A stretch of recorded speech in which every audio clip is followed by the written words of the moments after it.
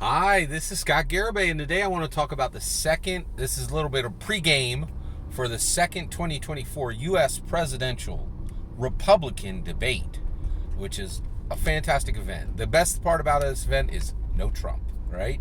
So he just tells the whole world, I suck. I can't show up for a debate. I can't talk. I don't have courage. I'm not worthy. I'm no longer worthy. The guy you remember, the guy who could get in there and throw it down, and throw some scrappy insults, that guy's gone. I love that part of this, right? So this is the second no-show for President Donald Trump. And frankly, I don't think he understands this. I think he's communicating with people. It's a no-show for him for the election. I really think he's become a house of cards, right? Just ready for the slightest wind to blow him over, right? This is not good for him to give all this time and attention to every single one of his other competitors, right? Pretty incredible. But what I want to talk about today is I want to get right into how should Vivek split his attention and focus across the 6 opponents who'll be on stage with him, right? Let's get into it. So first of all, he should deal with them in groups. Okay, so there's 4 ward cleavers on the stage. Ward cleaver. What's a ward cleaver? Ward cleaver is, we had 44 of these presidents. They're a man. They have 2 attributes. They're a man and they're ward. Okay, ward cleaver, right? And Americans, unfortunately, really insist that U.S. presidents have these 2 attributes, and every single president except President Barack Obama, had these 2 attributes. It's one of the darkest, historical facts of America. It's still happening, right? As soon we had like 43 of these in a row, and I think President Donald Trump was the 44th, and we really need to get rid of this. This is a really bad problem, right? So ward cleavers. Who are the ward cleavers, right? Chris Christie, Ron DeSantis, Michael Pence. And then I reported yesterday that Doug Burgum was gone. That's not correct. Doug Burgum, and some of my wonderful commenters corrected and said, hey, Doug Burgum's going to be there. Complete waste of space. Don't know why. He qualified, so he gets to be there, but, complete waste of space. Guy's got nothing to say.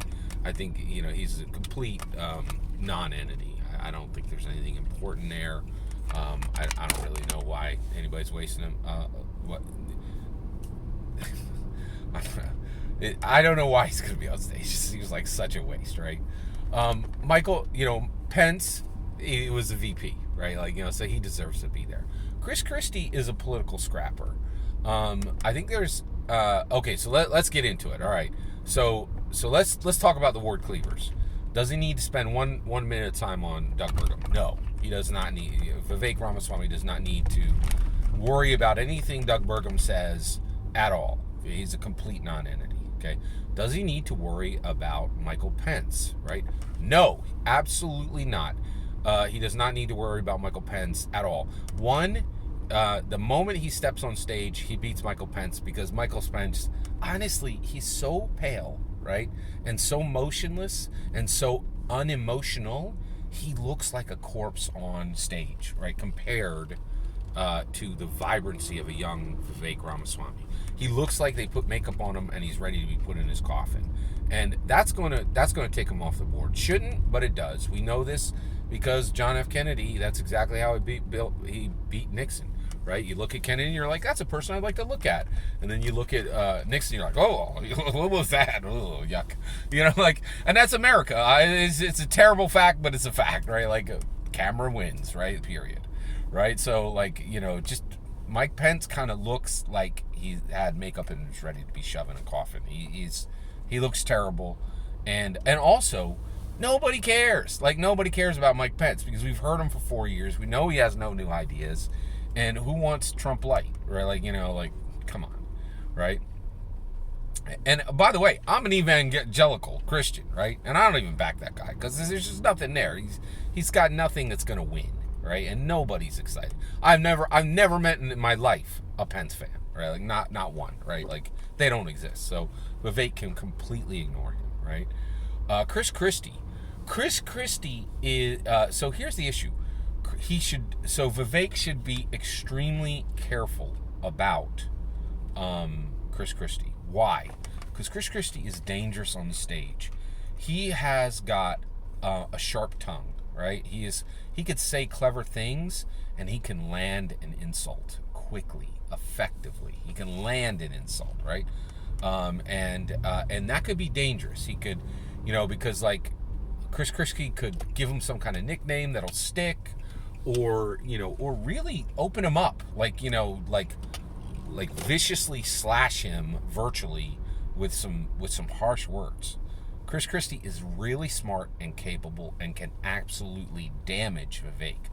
Chris Christie has zero ability to win the national election, and the reason why is he has one attribute. Okay, and I think Hollywood has made it so that this one attribute is never going to be considered for anybody with this one attribute will never be considered for leadership again. You simply can't have this one attribute that Chris Christie has and win the election. Cannot have it. So I think Chris Christie is off the board because he has this one attribute. Again, terrible, shouldn't be this way, but it is. Okay, so Chris Christie is not actually a true competitor to win the 2024 U.S. presidential election, but he is absolutely a predator that can damage people on the stage. Okay, Ron DeSantis. Ron DeSantis has a real problem. He came out like he has done great with his war against Disney, and that gave him true celebrity. The problem is he's a terrible campaigner. And in order to be a good campaigner, you have to be charismatic, confident, and intelligent. He is confident, okay? He is not charismatic at all. This surprised everybody. Nobody knew it. He can't make a joke. He can't be relatable. He can't be likable. That's a real problem. And then he is intelligent, but he's slow compared to this pack, right? He's slow compared to U.S. presidential contenders like Vivek, okay? And so he's not slow, he's not stupid, right? He's just slow compared to actual contenders, right? And I don't even think he's slow. I think he has this habit of thinking before he speaks, and you don't have that time in America. Again, camera wins, right? If you're sitting there going, no, it just means, dude, zip up your human suit. And Sagar Angetti said it best. Ron DeSantis is a candidate who cannot zip his human suit all the way up, right? And then you're just like, And so, Vivek needs to. I think Vivek needs to just be his likable self and show people he's not DeSantis, and let DeSantis lose on his own. DeSantis is working toward his own loss, right? Just by being himself. You know that part where you're like, just be you. DeSantis has to not be himself and like craft a new persona, right? Which is exactly what Donald Trump did. He crafted the persona he presented in America. But the other thing is, I do also think DeSantis doesn't really have self-awareness, which is interesting. So I think he's doomed, right? Now, who are the real threats to... there's actually only one real threat on that stage for Vivek. Let's talk about Tim Scott. He's not the threat. We'll get to the threat. Tim Scott is his value there is one, the Republicans, the American Republicans have never elected a black president. Democrats have. They have proven they actually love and care about black Americans by making a black American their leader. All of our leaders. I voted for him twice, right? Republicans have never done that, right? And Tim Scott gives them that opportunity. The problem is Tim Scott is great on paper, but not on the ground. He has no pep and no verve, right? He's almost like he's very much like Pence in that way, just kind of flat, right? And that's the thing about Vivek is he has real charisma, right?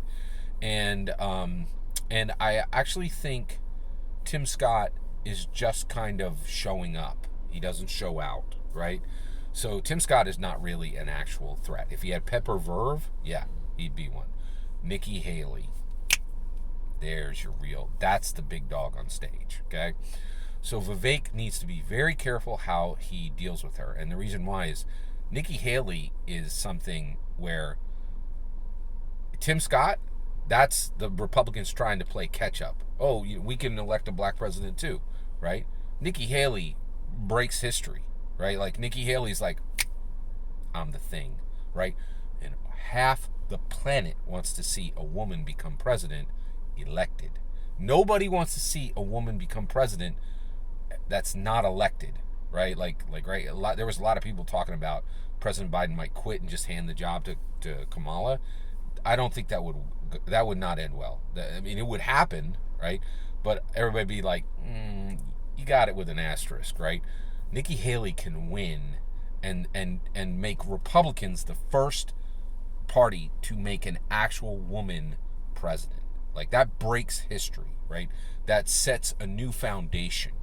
Nikki Haley is real. She's competent. She's quick. She has a little bit of charisma. She's very confident. She's very intelligent. And Vivek Ramaswamy, he's got to handle that. He's got to handle the issue of her being a true contender. Nikki Haley is the biggest threat on stage, and he's got to be very careful about parrying any attacks she brings toward him, and be very careful about even landing an attack on her, because the optics could be terrible. Every single word of that is my humble opinion. What's important is when I get to hear your humble opinion when you get in the comments and send your traffic. Please consider liking and subscribing. May God bless you and yours.